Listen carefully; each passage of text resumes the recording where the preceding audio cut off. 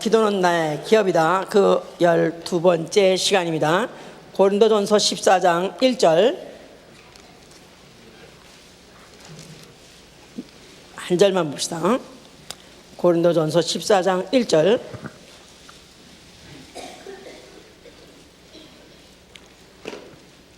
사랑을 따라 구하라. 신령한 것을 사모하되 특별히 예언을 하려고 하라. 다시 시작. 사랑을 따라 구하라. 신령한 것을 사모하되 특별히 예언을 하려고 하라. 오늘 기도는 나의 기업이다. 그 12번째 시간으로서 제목은 사랑을 따라 구하라. 그 말입니다. 사랑을 따라 구하라. 그 말은 어떤 영어 성경의 번역에는 follow after charity 그렇게 된 데도 있고 pursue love 사랑을 추구하라 그런 뜻입니다. 신령한 것을 사모하되 사랑을 따라서 구하라 그런 뜻입니다. 하나님은 사랑의 아버지가 되시다. 하나님은 사랑의 아버지가 되시다. 하나님은 사랑의 아버지가 되시다. 하나님은 사랑의 아버지다. 그는 사랑으로 자녀를 낳으시고 또 그는 사랑으로 인하여 가장 좋은 것을 자녀에게 은사로 주시는 분이시다. 로마서 8장 32절에 하나님이 자기 아들을 아끼지 아니하시고 내어 주신 이가 아들과 함께 모든 것을 너에게 은사로 주지 않겠느냐. 그래서 벌써 이미 독생자를 하나님이 주신 것 자체가 선물이지만 만일 이 선물을 아주 감사하게 진정으로 받아들인 사람에게는 또 은사를 주시기에 아끼지 아니하시고 주신 것이다. 그래서 은사라는 것은 주고 또 주시는 선물해서 주고 또 주시는 선물, 주고 또 주는 선물. 자, 그래서 너희가 주고 또 주는 선물. 그러니까 뭐 그냥 우리 버스에서 왜 행상들, 자 근본 폐사의 신제품을 소개합니다. 그래서 이번 무슨 이 약을 사서 구입하시는 분한테는 또 더 큰 선물이 있을 것입니다. 그래서 이번에는 또 거울도 주고 또 그것만 주느냐 또 빚도 주고 그래가지고 뭐 이거 많이 받아가지고 어머니 굉장히 많이 받아간 것 같은데 주고 또 주니까 집에 와서 여러분 아무것도 없어. 쓸 게 아무것도 없어. 이제 그런 식의 선물이 아니라 하나님은 독생자를 아끼지 아니하시고 가장 좋은 것, 가장 좋은 아들을 그가 아끼지 않으시고 주셨기 때문에 그 이외에 너희가 무엇을 구할 때 주기를 아까워하겠느냐. 얼마든지 또 주고 주시는 분이시다. 자, 우리 신앙은 바로 그 사랑의 아버지, 바로 아버지의 사랑을 아는 것입니다. 아버지의 사랑의 그 깊이와 높이와 넓이를 아는 것, 이게 바로 우리 신앙이고, 우리의 신앙 생활은 이제 그 아버지를 사랑함으로 이제 아버지에게 사랑을 따라서 사랑을 따라서 구함으로 신령한 은사를 받아가지고 은사를 지원받아가지고 더욱 사랑하는 생활, 이게 바로 우리의 신앙 생활이다 이 말이에요. 자, 그래서 마치 아비가 자식을 사랑하는 것 같이, 또 나아가서는 형이 동생을 사랑하는 것 같이, 큰 형이 어린 동생을 사랑하는 것 같이 그렇게 사랑하는 생활이다. 자, 그렇기 때문에 이제 그 아버지가 자식을 사랑하는 거나 또 아니면 장형, 큰 형이 어린 동생, 옛날에는 그 훈둥이들이 이제 있어가지고 50에도 자식을 낳고 뭐 50에도 자식을 낳습니다. 그런데 이미 그 맏형은 벌써 이미 60이 된 사람도 있어요. 맏형이 아니라 그 맏형은 이미 이제 20이 된 사람도 있다 이 말이에요. 20이. 그러다 보면 형하고 어떻게 보면 20살 차이 나는 그런 자식을 낳은 그런 부모들도 있습니다. 이제 그렇게 되면 부모는 이제 다시 어머니는 젖이 쭈렁망태가 돼가지고 더 이상 줄 게 없으면은 혹시 그 언니가 시집가 가지고 자식을 낳게 되면 그 자식을 낳아서 자식을 배우면은 자식 같이 동시에 어떻게 상향을 하게 돼가지고 같이 연락하게 되면 젖이 뿌르면 한쪽은 자기 자식을 먹이고 한쪽은 동생을 먹이는 그런 언니들도 실제로 있습니다. 막 그와 같이 만약에 그 아버지의 사랑을 내가 아는 사람이라면 이제는 내가 아버지께 구해서 무엇을 따라서 구하냐면 사랑을 따라서, 다시 말해서 사랑의 동기로 구하는, 사랑의 동기로 구하다.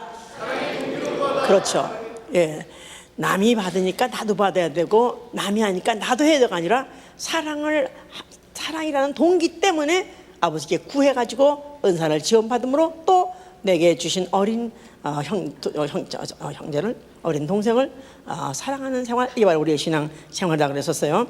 그래서 지금 예수께서 그가 이제 병든 자들을 만나고 무리를 봤을 때 He was moved with compassion. 그래서 그가 moved with compassion, 그 말은 아주 그 마음에, 심령에 병든 자를 보거나 또 아니면 그 유리방황하는 그 무리들을 볼 때 그 예수의 마음에는 항상 컴패션이 있다고 그랬었어요.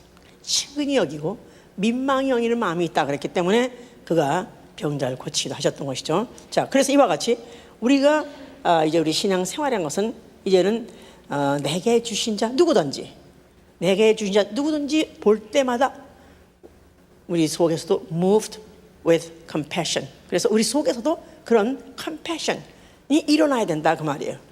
마치 아비가 자식을 볼 때 일어나는 것 같이, 또 아니면 장형, 큰형이 막상처럼 어린 유복자 유목 같은 나놓고 그냥 곧 아버지가 죽던가, 그런 동생을 볼 때 불쌍히 여는 그런 마음 가지고 그렇게 사랑을 하는, 측은히 여기고 민망히 여기는 게 우리 이제 그 신앙에 있는 사람이요.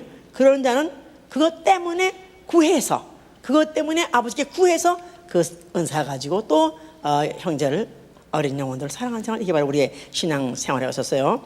자, 우리 하나님 보시기에 우리 인간은 한없이 불쌍한 존재입니다. 우리의 인생들은 육체라는 제한받는 이런 공간 안에 갇혀 있기 때문에, 부담이 있기 때문에 이 육체라는 무능함, 또 아니면 또 그 연약함, 이런 것들이 다 천사와 달리 하나님이 볼 때 불쌍히 여길 그런 조건을 우리 인생이 다 가지고 있는 것이죠.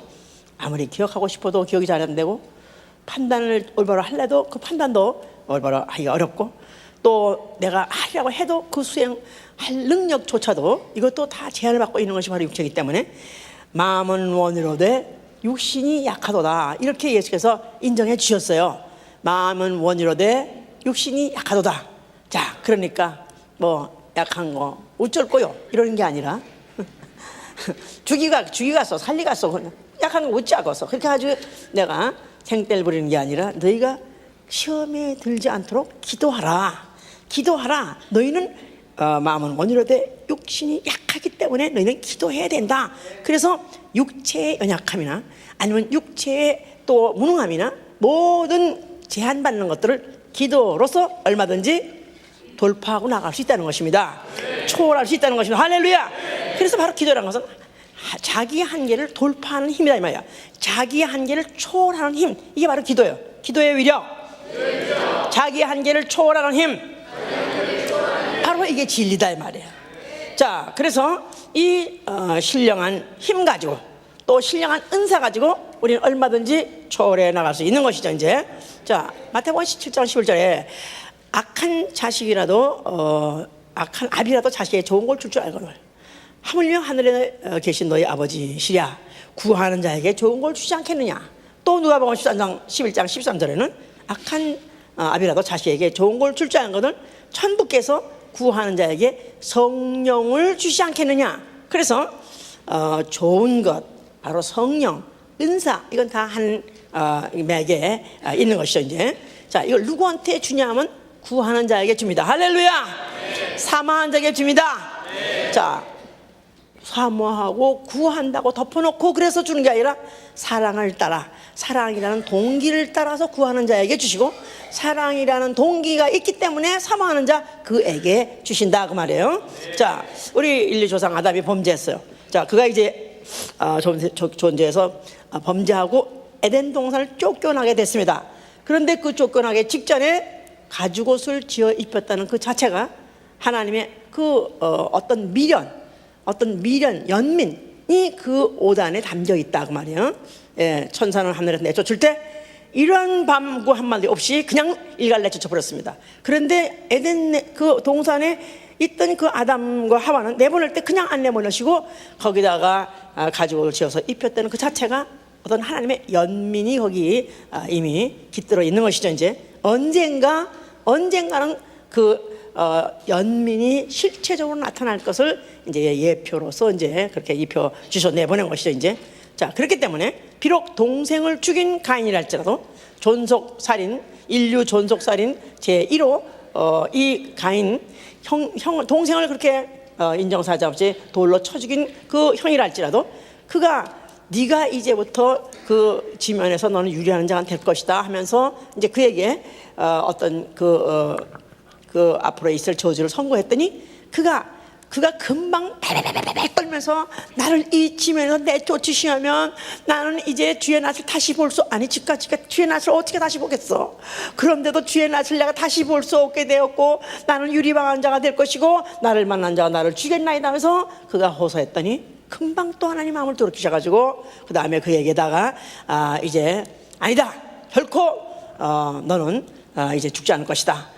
오히려 너를 죽인 자가 오히려 벌을 받을 것이다 하면서 그에게는 오히려 표를 주어서 너를 앞으로 아무도 못 쥐게 이제 그런 표까지 주었다고 했었어. 그러니까 하나님은 언제든지 그 앞에 불쌍할 정도로 발발발발 기는 자 발발발발 기는 자한테는 하나님이 항상 마음이 막 무너지시는 분이야. 왜? 그분은 누구 있기 때문에? 아버지기 때문에 그러시다 이 말이야. 사랑하는 아버지 때문에.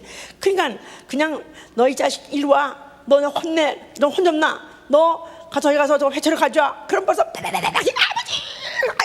막 하면서 아직 맞지도 않았는데 아가가 하면서 막 울고 막 그러면 아버지는 엄폴로 타가도 또 금방 이 자식 너 다시 그러면 안 돼. 그래가지고 호통을 치고 이제 괜히 땅바닥에 한번 회초를 몇 대 땅바닥을 치고 그냥 으름장 놓고 이제 간두죠. 이제 마치 하나님은 그런 분이시다. 누구에 대해서는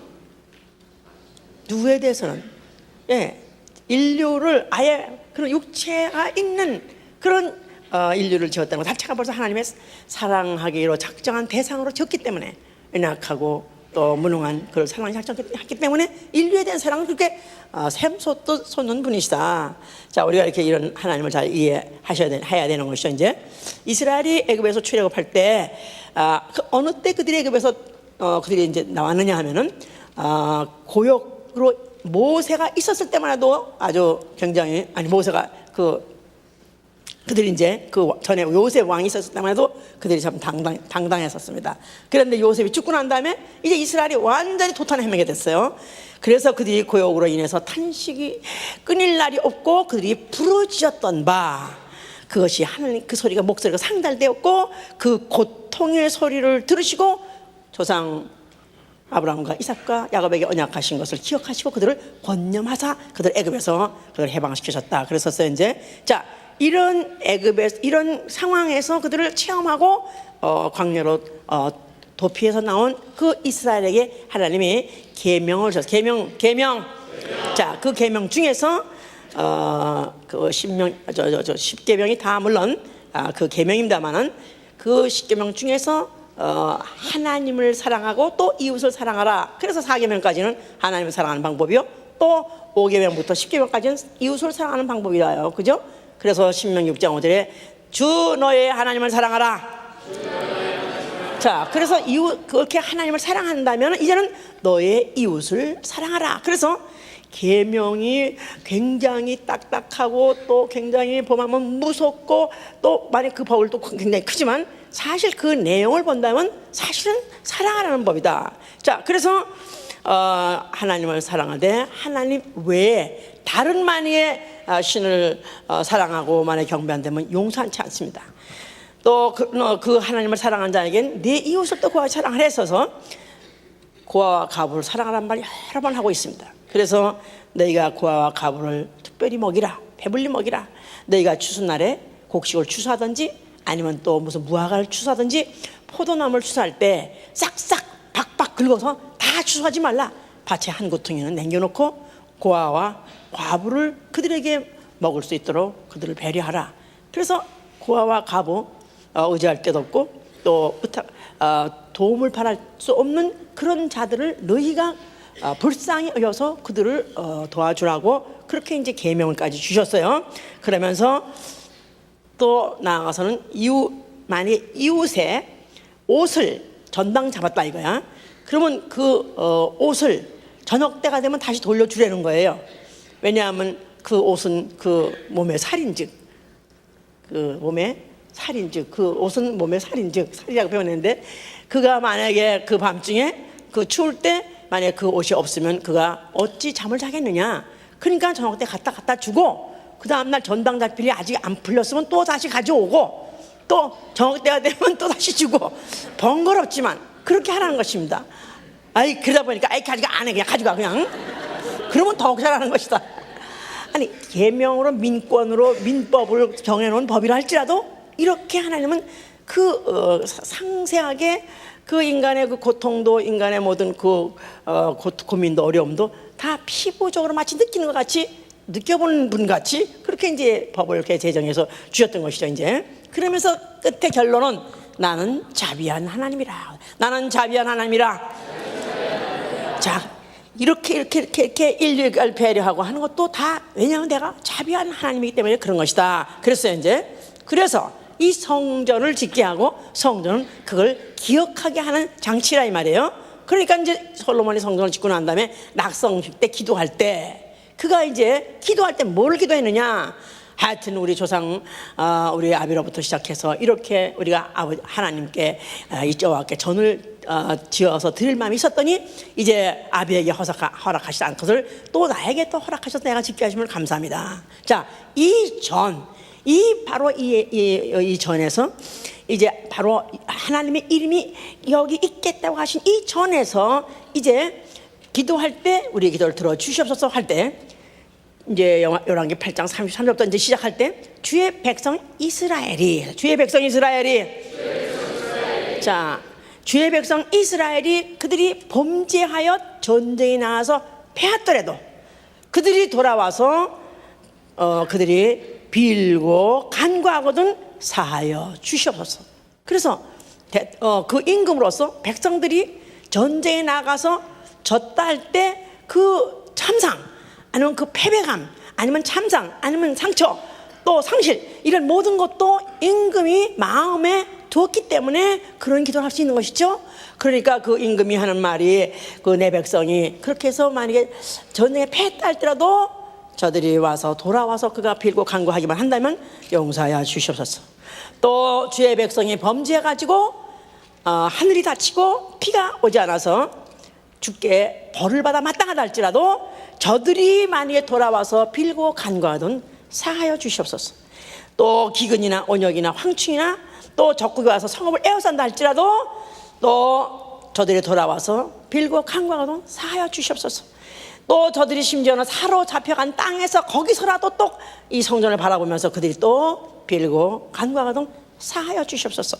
그래서 그 솔로몬이 임금은 이런 아무리 온역이 나고 황충이 나고 또 했다 할지라도 직접적으로 받는 피해가 없지만은 그러나 백성들이 받는 그 피해, 그 받는 고통이 바로 내 고통이라고 느끼기 때문에 그가 그 기도를 할 때 아주 구구절절히 거기에 사랑이 묻어 있고 또 거기에 자비가 묻어 있지 저들을 사하여 주옵소서. 그런 바로 성전이다 이 말이에요. 그러니까 그 성전은 그로부터 시작해서 그 이스라엘 사람들의 사모의 대상이고 사랑의 대상이 되는 것이다 이 말이에요. 그래서 그들이 멀리 가더라도 항상 그 성전을 향해서 그들이 머리를 두고 잘 뿐만 아니라 유사시에는 거기를 향해서 기도하고 그래서 그들에게는 성전이라는 거기에 솔로몬이 떠나고 또 그 후에 어떤 임금이나 다 떠나다 할지라도 그러나 그 성전만큼은 이스라엘 백성 마음에서 지워버릴 수 없는 그런 존재가 되었던 것이다 이 말이에요. 자, 이런 성전 앞에 예수라고 하신 분이 나타나셨어요. 자, 그가 그 성전을 향해서 뭐라고 말씀하셨어요?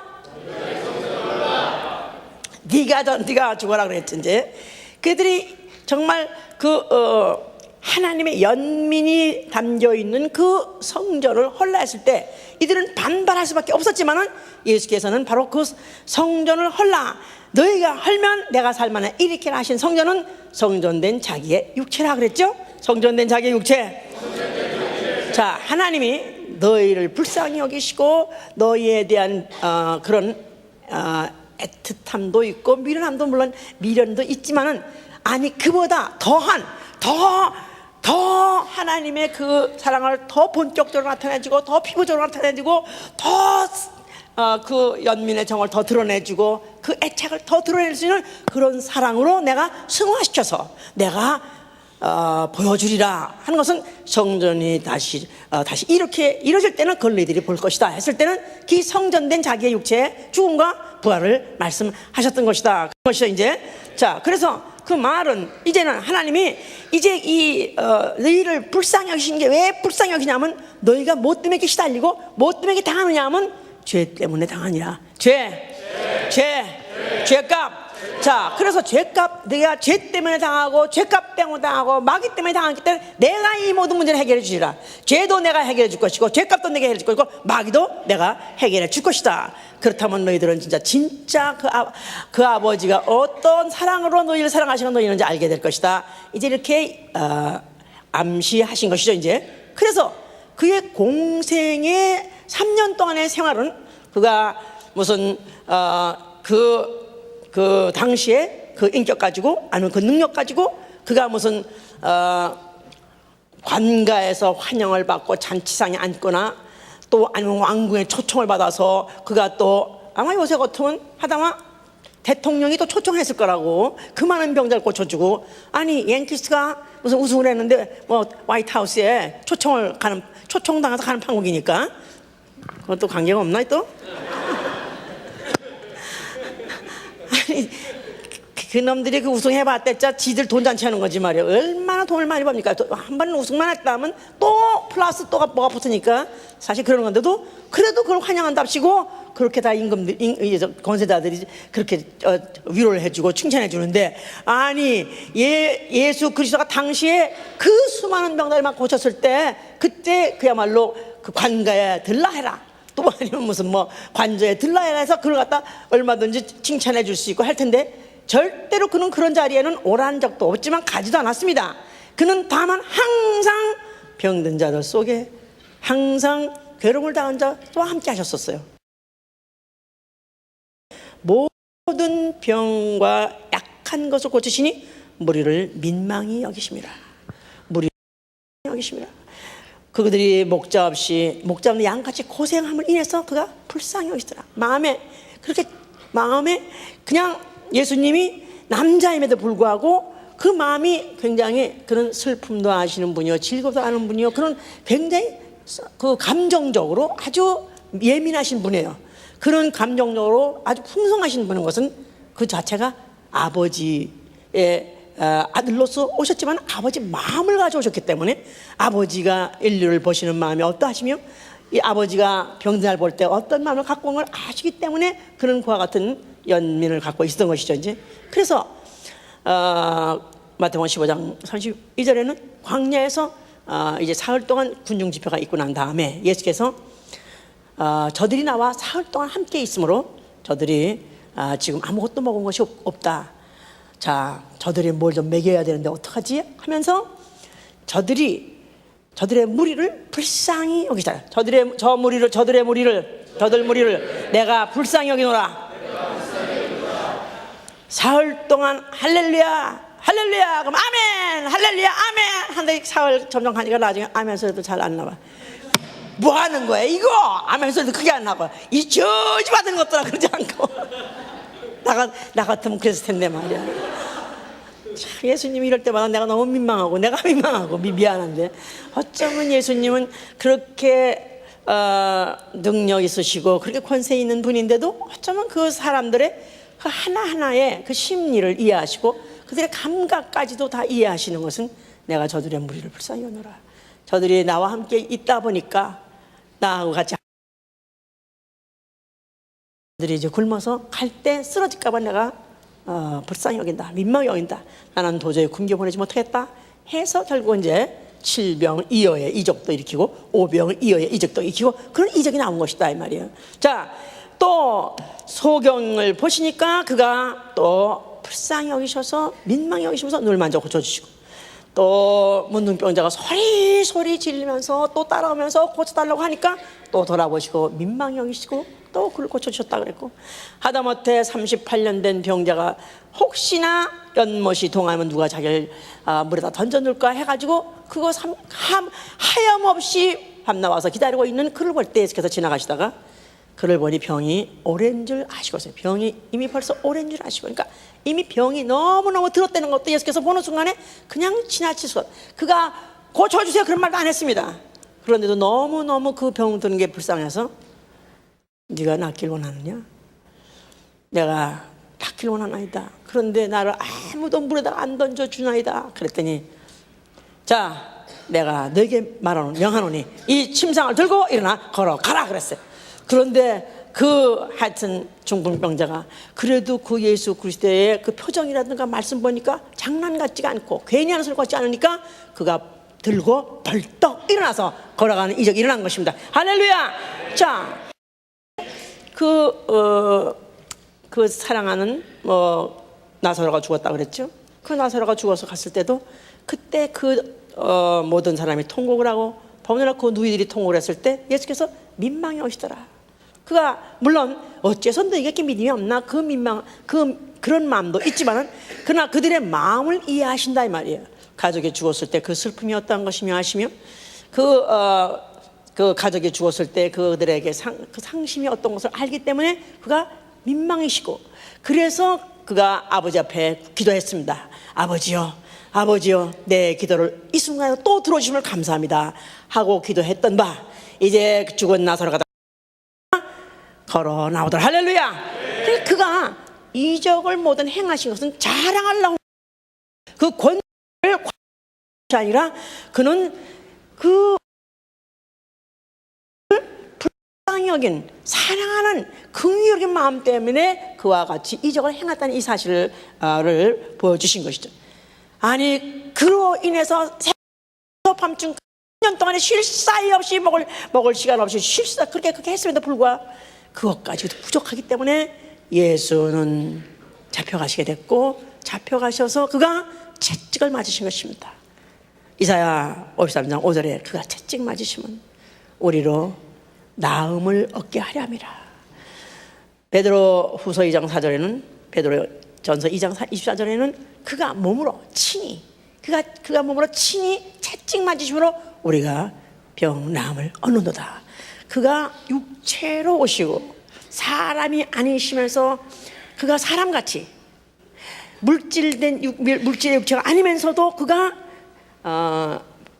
하나님이신 이 영이신 이가 물질 아니 무능하고 제한받는 육체같이 오시신 것은 바로 인간의 그 약점을, 인간의 그 취약점, 인간의 그 아픔을 체휼하시라고 그가 실질적으로 몸으로 체험하시고 나아가서는 그 병을 자기 몸으로 옮기시려고 하셨다. 그래서 마태복음 8장 16절은 그가 그 병을 그 몸으로 옮기셨다 그랬었습니다. 그래서 그 십자가에서 죽는 그 고통도, 그냥 대단한 고통을 받을 고통이 있는데도 그 전에 걸레 쪽이 되도록 그가 채찍으로 맞으신 이유는 그가 바로 인류가 죄를 짓고 마귀에게 때 마귀는 이제부터 인간의 흙으로 된 육체를 얼마든지 공략할 수 있도록 법을 주셨고 허락했기 때문에 마귀에게 당하는 그 육체, 그 귀신에게 당하는 그 예수께서 그가 그 몸으로 옮겨서 채찍을 맞으셨다. 그래서 그가 채찍을 자그만치 무슨 40여 대나 되는 그런 가진 도구를 다 써가지고 맞았을 때 우리 인간이 육체 때문에 당하는 그 고통을 그가 그 몸으로 옮기시고, 그뿐이 아니라 그걸 몸으로 체육을 하셨다. 그 몸으로 그가 그는 아픔이 무엇인지를 안다 이 말이에요. 육체의 아픔이 뭔지 안다. 육체에 접어지 않은 사람은 병이 얼만큼 고통스럽고 얼만큼 그것이 공포의 조건인지 모릅니다. 어떤 사람은 나는요 내 평생 이빨 한 번 안 아파봤어요. 이런 사람은, 나는 한 번도 감기하면 안 들고 건강한 사람은 난 무서워. 그런 사람은 어떻게 사람의 육체 가지고 어떻게 저렇게 그냥 몸을, 자기는 마음을 잘 쓰고 또 항상 마음을 정결하게 비우고 항상 이렇게 도를 잘 떠고, 그래서 자기는 몸이 항상, 그런 사람 보면 이래저래 더 무서워. 어떻게 죄도 안 지며 어떻게 저렇게 몸이 병도 안 들며. 와, 자, 예수께서 그와 같이 고난의 그 절정으로 가는 길에 그가 그와 같이 그 몸으로 채찍 맞으심으로 인해서 그는 그 몸으로 우리의 연약함을 짊어지시도다. 우리의 아픔을 그가 그 몸으로 옮기셔서 드디어 그것을 가지고 십자가에서 못을 박으신 것입니다. 할렐루야. 그래서 그가 다 이뤘다고 말씀하실 수 있었던 것은 바로 이제 그가 인간이 육체 때문에 받는, 육체 때문에 죄짓고 인간이 육체 때문에 저주받은 그 모든 것들을, 죄와 죄값 사망, 거기다가 저주까지도 그 몸으로 다 옮겨서 그것을 몸으로, 그 몸에다가 못을 박아서 그 육체의 목숨을 끊음으로 인해서 인류를 바로 그 마귀의 고리, 죄에서의 고리, 죄값 사망에서 고리, 아픔 고통에서 고리까지도 다 끊어주신 것입니다.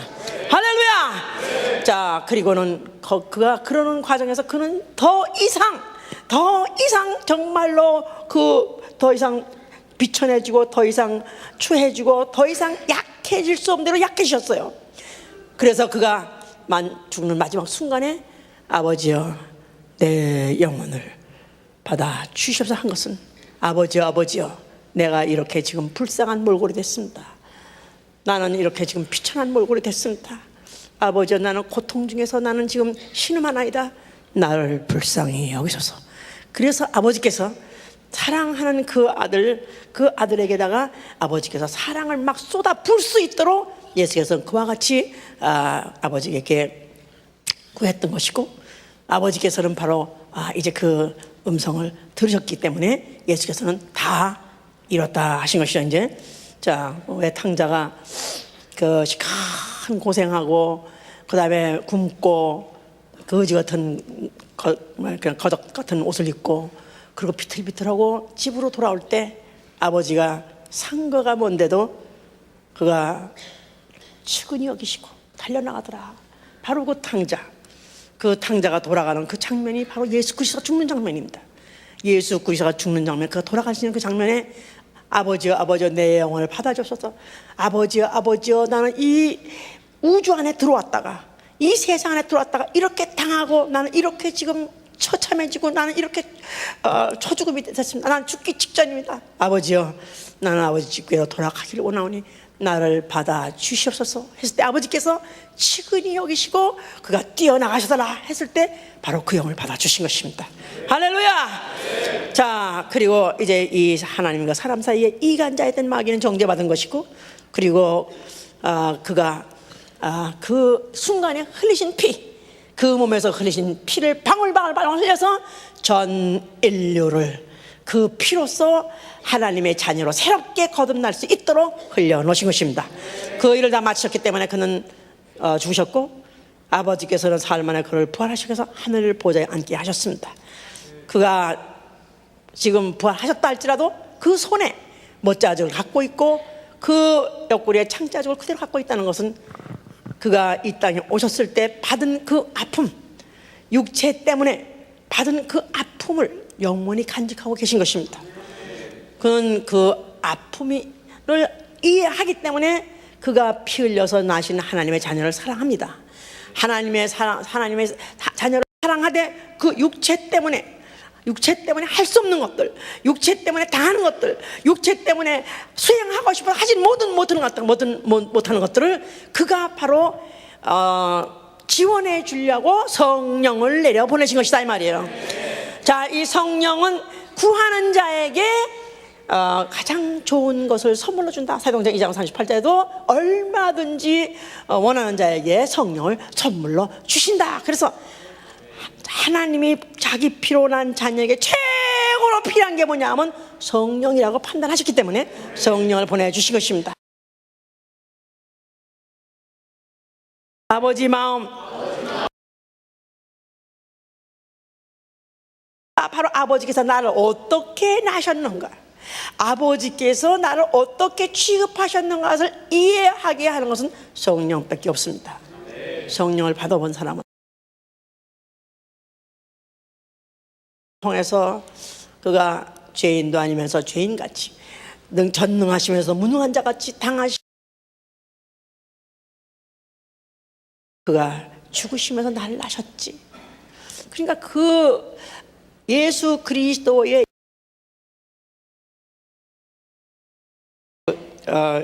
정을 내가 그 피로 받아들인 자는 성령이 오셔서 이걸 깨닫게 해주시고 성령의 그 감정을 여기서 살려내신다 그 말이에요. 자, 그러다 보니까 이제 하나님의 자녀가 된 자, 성령의 사람은 하나님의 자녀가 된 자, 하나님의 자녀 된 자, 성령의 사람. 자, 그러니까 성령 받은 사람은 이제 아버지를 사랑하고 또 나아가서는 내게 주신 자를 사랑하는 거죠. 내게 주신 자. 다시 말해서 형제를 사랑, 형제 사랑. 그러니까 나이가 먹은 사람은 형이고 나이가 어린 사람은 동생이고, 먼저 믿은 사람은 형이고 늦게 믿은 사람은 동생이고, 교회 오래된 사람은 형이고 또 아니면 교회 새로운 신의 신자는 동생이고, 그런 뜻이 아닙니다. 마치 아버지 같은 형. 내가 만약에 아버지를 사랑이고 하는 사람, 성령으로 아버지의 사랑을 받은 사람, 그 아버지의 사랑을 이해하는 사람이라면 내게 주신 누구든지 다 내 동생같이 여겨져야 된다 이 말이에요. 나이가 고아가네, 아니면 믿음의 격려의 얼마가 되던 간에 그가 만약에 고난을 당했을 때 내 동생이, 어린 동생이 당하는 것 같이, 그가 병들었을 때 어린 동생이 엄마도 죽고 아버지도 죽고 이제 겨우 열 몇 살 되는 그런 누나가 동생 기르는 사람들,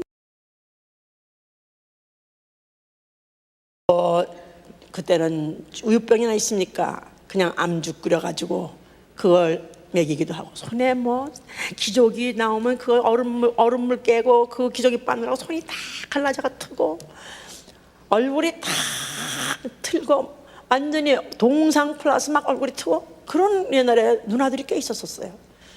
그리고 그 동생을 또 업어주고 그러면서 다시 안올 부모가 죽었기 때문에 안 오겠지만 아이는 아직 모르니까 업고 저녁 때가 되면 애가 비틀거리면 울지 말라고, 엄마 온다, 저기 저 산 너머에 저기서 기차가 이제 오면 이제 와, 그때까지 참아, 그때까지 누나하고 잘 있어, 그래 하면서 달랩니다.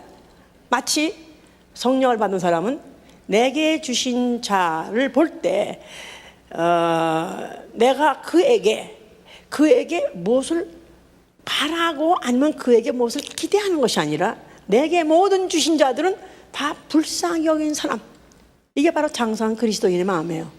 장성한 그리스도의 마음. 어찌해서 이것밖에 안 됐어 해서 내가 아니면 그를 blame 하거나, 또 아니면은 어째서 나한테 난 이렇게밖에 못 해주냐 해가지고 뭘 요구하는 것이 아니라 정말 장성한 그리스도인의 마음, 성령의 사람, 아비의 마음을 아는 사람은 내가 만인의 형이 되는 것이다 이 말이에요. 누구든지 내가 돌봐야 되고, 누구든지 내가 불쌍히 여겨야 되고, 내가 누구든지 돌봐야 되고, 내가 누구든지 최선을 다해서 내가 이를 고시련해야 되는 그런 책임을 지는 사람, 책임감을 갖고 있는 사람, 이런 사람이 바로 형 같은, 아니 아비 같은 형, 빅브라더라고 하잖아요. 빅브라더는 뭐 무섭다만 생각하냐, 실제로 참 아비 같은 그런 마음을 가진 사람. 그래서 너희가 신령한 것을 삼아라, 너희가 사랑을 따라 구하라, 너희가 신령한 것을 삼아라. 그랬을 때 신령한 것을 먼저 고린도전서 12장 1절에는 너희가 신령한 것을 알라. 자, 그러면서 그 12장에 보면은, 자 보면 고린도전서 12장 보세요. 12장 1절 보시면, 형제들아 신령한 것에 대하여는 내가 너희의 알지 못하는 것을 하기를 원치 아니하노라. 그 말은 형제들아 신령한 것에 대해서 너희가 알라. 그래서 spiritual gift, 다시 말해서 은사에 대해서 너희가 알길 원한다. 자, 그러면서 은사는 여러 가지나 성령 같고 직임은 여러 가지나 주는 것 같으며 또 역사는 여러 가지나 모든 것을 모든 사람 가운데 역사하시는 하나님은 같으니 각 사람에게 성령이 나타나시면 유익하게 하리라. 그래서 어떤 사람에게는 무슨 지시의 말씀, 지혜의 말씀을, 또 다른 에게 성령으로 믿음을, 어떤 사람이 한 성령으로 병 고치는 사람, 어떤 에게는 능력 행함을, 어떤 에게는 예언함을, 어떤 에게는 영들 분별함을, 또 다른 에게는 각종 방언 말함을, 어떤 에게는 방언 통역함을 주시는 이 모든 일은 같은 한 성령이 행하신다. 그래서 이런 은사들에 대해서 나는 너희가 알기를 원한다. 또 받기를 원한다. 자, 이런 말을 해 가다가 그러면서 이제 31절에 가면요. 31절에 가면은 너희는 더욱 큰 은사를 삼아라. 내가 또한 제일 좋은 일을 너에게 보이라 그랬었어요. 그러니까 이런 은사 저런 은사 다 성령 은사로서 다 너에게 유익하게 하려고 주시는 선물이다. 성령 받은 사람에게 하나님이 또 주고 또 주시는 팁으로 주는 이런 은사들이 있으니까 너희는 이 은사를 모르기 원치 않고 받기를 원하고 또 체험하기를 원한다. 또 사용하기를 원한다. 그러나 너희는 더욱 큰 은사를 삼아라. 내가 또 제일 좋은 일을 너희에게 보여주라. 이런 모든 은사 보다도 더 큰 은사란 말 자체가 그러니까 모든 은사 소용없어. 방언도 소용없어. 예언도 소용없어. 사랑의 은사가 제일이야. 그래서 사랑이 은사지 이렇게 말하는 사람이 있는데 사실은 사랑이라는 것은 이런 성령의 이렇게 은사적으로 나타나는 그 은사는 아닙니다. 그러나 이런 모든 은사를 왜 주셨는가를 아는 더 수준 높은 선물을 하나님께 받은 사람은 누구냐면 아버지의 마음을 가진 사람이다 이 말이에요. 사랑을 따라서 구할 줄 아는 사람.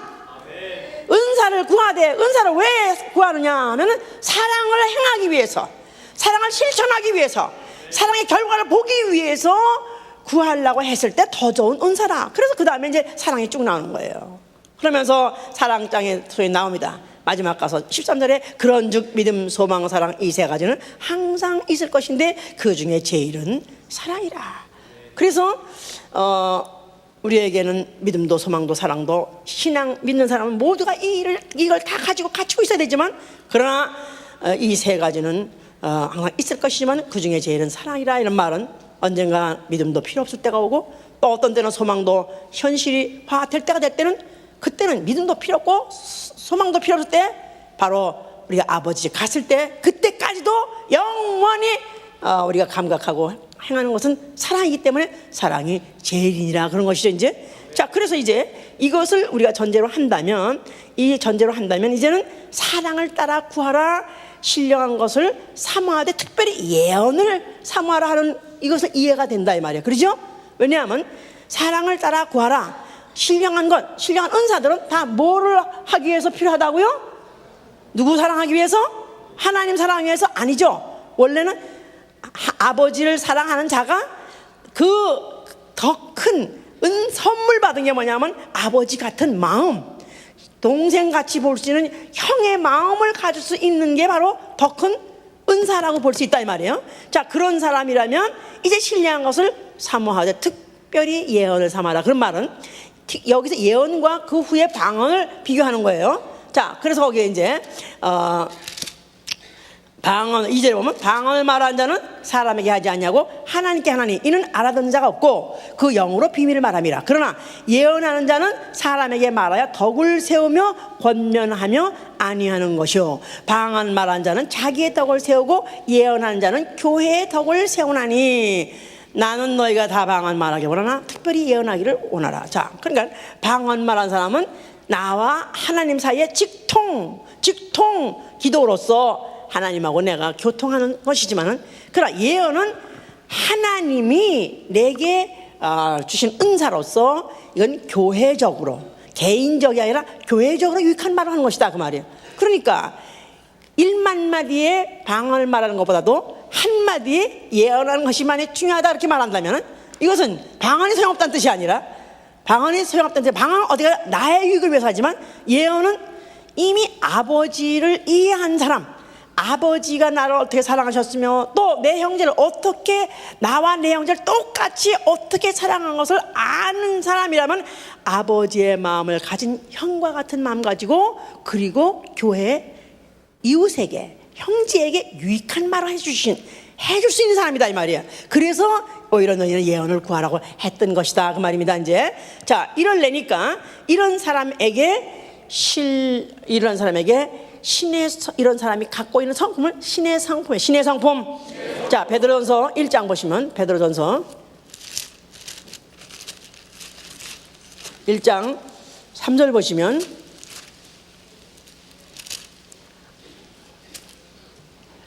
찬송하려다 우리 주 예수, 베드로 후서입니다. 아니다, 잘못됐습니다. 베드로 후서 1장 3절. 그의 신기한 능력으로 생명과 경건에 속한 모든 것을 우리에게 주셨으니 이는 자기의 영광과 덕으로서 우리를 부르신 자를 알므로 말미암음이라. 이로써 그 보배롭고 지극히 큰 약속을 우리에게 주사 이 약속으로 말미암아 너희로 정욕을 인하여 세상에서 썩어질 것을 피하여 신의 성품에 참여한 자가 되게 하려 하셨으니, 이러므로 너희가 더욱 힘써 너희의 믿음의 덕의 지식의 절제의 인내의 경건의 형제우애의 사랑을 공급하라. 이런 것이 너에게 있어 흡족한즉 너희로 우리 주 예수 그리스도를 알기에 게으르지 않고 열매 없는 자가 되지 않게 하려니와 그랬어요. 자, 여기 그의 신기한 능력으로 생명과 경건에 속한 모든 것을 우리에게 주셨으니, 신기한 능력, divine power 그랬습니다. 성령으로 이제 너에게 생명과 경건에 속한 모든 것을 우리에게 주셨기 때문에 이제부터는 정욕으로 인해서 썩어질 것을 피하여 이제 신의 성품에 참여하는 자가 되라. 성령 받아서 아멘 하세요. 네. 신의 성품에 참여하는 자, divine nature. 그래서 이것은 내 육체적인 어떤 육체에서 올라오는, 나아가면 아니면 감각적인 그런 데서 반응하는 그런 성품이 아니라, 이것은 나는 전혀 과거에 없었던, 전혀 내게는 기대도 할 수 없고 있을 수도 없었던 하늘에서 온 디바인, 하늘에서 온 성품이 내 안에 생겨지면 너희가 참여하라 그런 뜻입니다. 자, 그래서 신의 성품이란 말은 아버지의 마음이요, 그리스도의 마음이요, 아버지 같은 형의 마음이다 이 말이에요.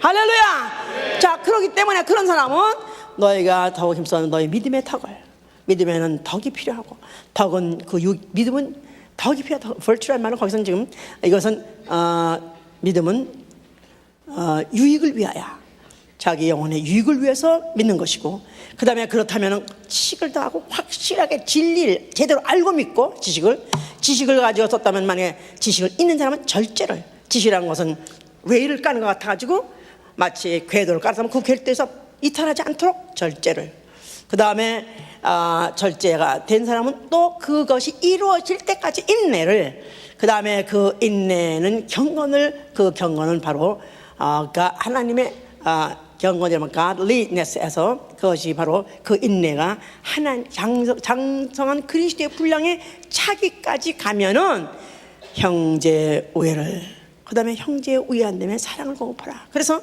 형제우애라는, 그래서 우리에게 주신 형제를 무시하지 않냐고, 그 형제를 갖다가 내가 마치 형이 동생을 사랑하지, 그렇게 만약에 사랑한다면 그 다음에 하나님에 대한 사랑, 이것은 그 결과물로서 당연하게 나타나는 것이고, 그것을 당연하게 하나님께서 받아주시는 사랑이 되는 것이다 이 말이에요. 할렐루야. 잠언서 17장 9절에 뭐랬냐면, 허물을 덮어주는 자는 사랑을 구하는 자라서, 사랑을 추구하는 자, 사랑을 구하는 자는 어떤 사람이면 남의 허물을 덮어주는 자다 이 말이야. 할렐루야. 만약에 남의 허물을 거듭말하고 또 남한테 말하는 사람은 친한 벗을 이간하는 자라 그랬어요. 그러니까 주기도문에도 아버지, 하늘에 계신 우리 아버지 하고 나중에 내게 주신 자의 죄를 내가 사하여 준 것 같이 하는 것 같이, 우리 하늘에 계신 우리 아버지, 만약에 그 아버지의 사랑을 받은 사람이라면 모든 사람을 볼 때 형제로 보는 것이다 이 말이에요. 형제우애. 형이 동생을 볼 때 어째서 너는 이것밖에 안 되느냐, 되져라, 넌 나가서 되져. 그럼 날짜 되지란 뜻입니까 그게? 물론 그러면 돼지랬어 그래가지고 탁 이렇게 죽어버리는 이것도 정말 참 하도 옛날에는 그렇게 그랬었어요. 그래서 형이 나이 먹은 형이 때린다 할지라도 아버지가 없으니까, 어머니가 없으니까, 나 같은 버르장머리 없는 거 누가 나를 이렇게 닥달해 주는가. 그래도 우리 형이 나를 이렇게 길러주니까 내가 사람 되지. 그래가지고 눈물을 툭툭툭툭 흘려가면서도 그 형의 매를 그렇게 쉬라가면서 하나 둘 쉬어가면서 맞은 동생들이 있습니다. 그래서 이렇게 내가 매를 다스리고 또 야단을 쳐서 가리킬 때마다 그 안에 사랑의 동기를 가지고 하라 이 말이야. 설교를 하더라도 사랑의 동기를 가져라 이 말이야. 오늘 누구를 때려 부시려고, 오늘 누구를 깔라고 설교를 하는 것이 아니라, 어떤 설교하면요, 어떤 사람은 그래요. 오늘 누가 오늘 잘못해서 그래요, 목사님 누구를 치려고 그래요. 또 어떤 목사는 이번에 부흥회 때 우리 교회 문제가 있으니 이런 집사가 이런 잡지를 해놓는데, 잡사짓을 하는데 좀 와서 좀 쳐주십시오. 그래가지고 어떤 부흥사한테 또 주제가를 줘요. 이번에는 이렇게 해달라고. 그러면 그 부흥사는 또 뭣도 모르고 신나서 막 간다 이 말이야. 그러면 이 목사 그러니까 목사는 자기가 직접 못 때린 거를 좀 때려주면은 좀 속 시원해가지고 오늘 좀 하여튼 그냥 진짜 좀 그냥 하여튼 머리가 깔 때만 까지고 박살이 나라. 그래가지고 그렇게 시원하게 생각하는 것이라 차라리 내가 때리는 것이다 이 말이야. 차라리 남한테 시키지 않고 차라리 내가 때리는데. 그러나 공중에서 무슨 말 한다고 누구를 치려고 설교하는 게 아니라, 어떻게 하면 형이 나한테 맡긴 동생을 철딱선이 없어서 늦게 들어오고 쌈질이나 하고 또 도둑질이나 하고 거짓말하는 거 갖다가 사람 만들라고, 아버지가 내게 맡긴 영혼이니까 어떻게 하면 고치려고, 어떻게 하면 사람들에게 만들라 해서 때리다 보니까 또 그 동생이 또 막 우니까 저까지 같이 울어. 둘이 같이 울어. 자식아, 네가 이러니까 나도 그러잖아. 나도 누름이 나잖아. 그래서 둘이 막 때리고 또 맞으면서 또 같이 나중에 부둥켜 안고 그러면서, 그래 우리 잘해보자. 우리 엄마 우리 아빠가 우리를 이렇게 나눠놓고 가셨지만, 그러나 하늘에서 우리를 볼 때 우리가 이렇게 잘 자라야지 우리가 아버지 어머니한테 효도하는 거 아니냐? 형 잘못했어, 다시는 안 그렇게. 그래서 마치 내가 형제 우애라는 것은, 내가 당신이 먼저 예수 믿었으니까 당신이 잘해야 되고 나한테 잘해줘야 되고 나한테 희생해줘야 되고 이걸 요구하는 것이 아니라, 성령 반사 누구든지 내게 주신 자들을 내가 희생해야 되고, 내가 베풀어야 되고, 내가 참아야 되고, 내가 돌파해야 되는, 그렇게 내가 마음을 갖는 사람, 이게 바로 더 높은 수준의 사랑의 높은 수준의 은사를 받은 사람, 바로 아버지께 바로 이 선물을 받은 사람, 바로 사랑을 바로 사명으로 받은 사람이다 이 말이야. 그래서 인자를 따라 구하라. 너희가 인자를 따라 구하라. 자비를 따라서 구하라. 생명과 의와 영광이 너희에게 기다리라. 그래서 이 고린도전서 아까 12장 1절에 쭉 그 은사에 대해서 얘기하다가 11절에 가면 갑자기 이제 몸의 지체에 대해서 나오죠. 12장 1절에 보니까, 12장 11절에 보니까 이 몸, 12절에 보니까 몸은 하나인데 많은 지체가 있고 몸의 지체가 많으나 한 몸인가 같이 그리스도도 그러하니라. 우리가 유대인이나 헬라인이나 종이나 자유자나 다 한 성령으로 침례를 받아 한 몸이 되었고 또 다 한 성령을 마시게 하셨느니라.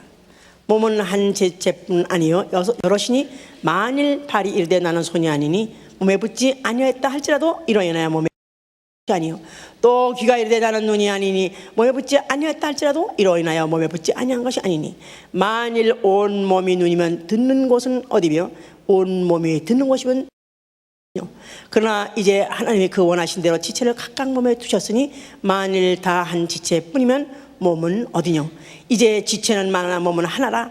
눈이 손으로 내가 너를 쓸데없다 하거나 또한 머리가 발들어 내가 너를 쓸데없다 하거나 하지 못하리라. 이뿐 아니라 몸에 더 약하게 보이는 지체가 도리어 요긴하고 우리가 몸에 덜 귀히 여기는 그것들을 더욱 귀한 것들로 입혀주며 우리의 아름답지 못한 지체는 더욱 아름다운 것을 얻고 우리의 아름다운 지체는 요구할 것이 없으니 오직 하나님의 몸을 고르게 하여 부족한 지체의 존귀를 더하사 몸 가운데도 분쟁이 없고 오직 여러 지체가 서로 같이 돌아보게 하셨으니, 서로 여러 지체가 서로 같이 돌아보게 하셨으니, 그래서 모든 성도들 한 아버지 밑에 태어난 한 자녀, 우리는 한 피 받고 한 호흡을 할 자들, 예수의 피로 거듭난 자여 성령으로 호흡을 한다. 성령으로 마시겠다. 한 성령, 산성령. 이 방 안에 만약에 가스가 하나 가득 찼어요,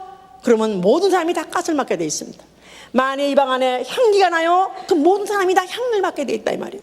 우리는 한 피 받아서 한 형제 된 자요, 우리는 한 환경에서 우리는 같이 운명 공동체로 그런 것들을 만약에 우리가 정말 의식한다면은 이제는 우리가 서로 사랑한 서로 사랑 질서에 가게 되면 서로 사랑하라 그렇게 많습니다. 사랑하는 자들아 내가 너에게 또 이르노니 너희가 사랑하라. 사랑은 허다한 죄를 덮느니라. 또 너희가 만약에 이렇게 사랑하면 요한일서 3장 21절 22절 하나님 앞에 담대함을 얻고 무엇이든지 구하는 바를 받나니 너희가 계명을 지키고 계명대로 행함이라. 너희가 계명대로 서로 사랑하라. 그래서 너희가 만약에 이렇게 사랑한다면 이제는 하나님 앞에 담대하게 얼마든지 무엇인지 구할 때 응답 받을 수 있다고 믿고 구하라는 것입니다. 할렐루야. 그러니까 사랑을 따라 구하라, 은사를 또 사모하라. 그 말은 한 맥락에서 내가 형제를 사랑하기 위해서 내 아직도 어린 자, 아직도 지식에 대해서 어리고 진리에 전하기 위해서도 말씀의 지식과 말씀의 지혜와 말씀의 능력을 주시옵소서. 설교를 잘해서 칭찬을 받으려고 자랑을 하려고가 아니라 어떻게 하면 무지몽매한 어린 것들에게 진리를 알게 하고 진리를 체험하게 하고 자라가게 하기 위해 말씀의 지식과 말씀의 지혜와 말씀의 능력을 다 하려고 하는 것이다 이 말이에요. 또 병든 자가 있으면은 그 병든 자를 정말로 내가 고통해 보니까 그 아픈 게 얼마나 아프며 그가 지금 얼마나 고민하고 있으며 저가 얼마나 남모르는 고통을 받고 있다는 것이 읽어져야죠. 그러해서 생각하면 마음이 아픕니다. 그걸 생각하면 그 마음이 막 찌륵 같이 아픕니다. 아버지요, 저가 지금 그대로 표현도 못하고 그대로 말을 못해도 얼마나 고민이 많겠고 얼마나 고통스럽고 얼마나 그가 아프겠습니까? 아버지여 불쌍히 여겨 주시옵소서. 나는 고칠 힘이 없지만 아버지는 계시오니 아버지여 이 시간에 병을 고칠 능력을 주시옵소서. 그래서 우리가 자랑하려고 아니라 어떤 사람은 나는 무슨 엘리사가 엘리야의 갑절의 영감을 달라고 한 것 같이 목사님 귀신 많이 쫓았다는데 나도 귀신을 많이 쫓겠어요. 갑절 내가 쫓겠어요. 그래서 내가 갑절 달라는 게 아니라 그분은 워낙에 능력이 많으신 분이고 그분은 워낙에 아주 권위가 많으신 분이지만 나는 이제 초짜요. 나는 이제 어린 자인데 그럼 난 일이 크다 이 말이야. 나한테 너무너무 일이 큰데 이 일을 해결할 수 있는 것은 갑절에 영감 없어서 안 되니까 그래서 갑절이지 당신하고 맘먹자고 그런 게 아니다 이 말이야. 우리는 각양의 은사를 다 사모해야 됩니다. 이 모든 은사들은 다 유익하게 준 것입니다. 누구한테?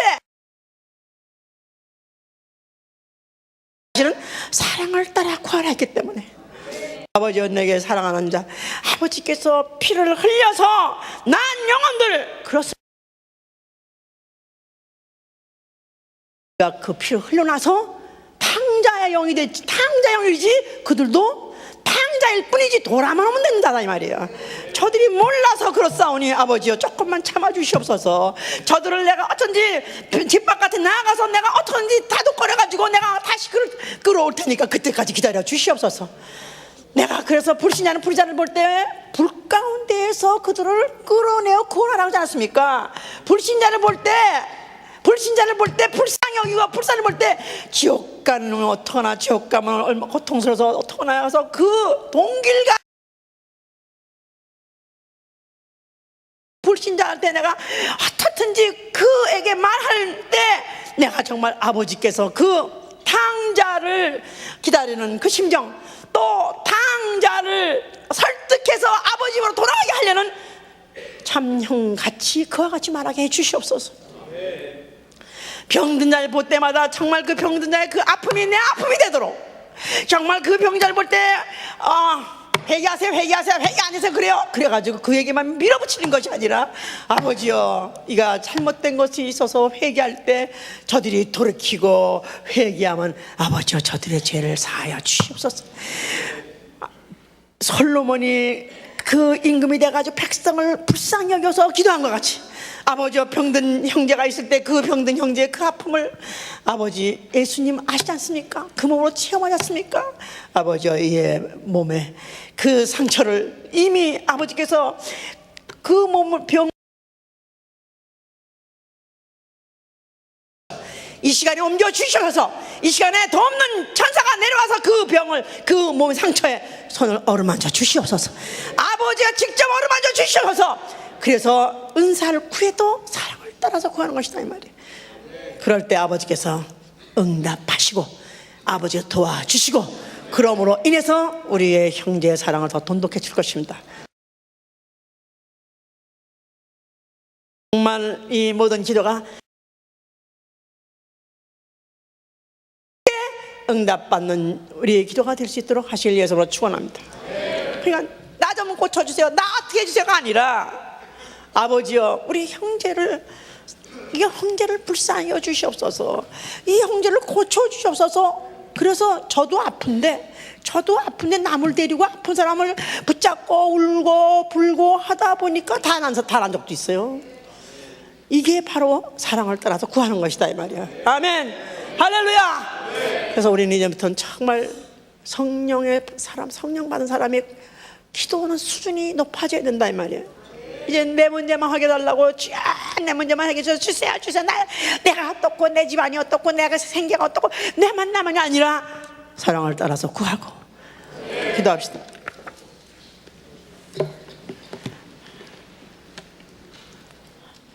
우리는 언제나 맏형 같은 아버지 같은 마음, 아버지 같은 형의 마음, 아버지 같은 형의 마음을 가질 수 있을까?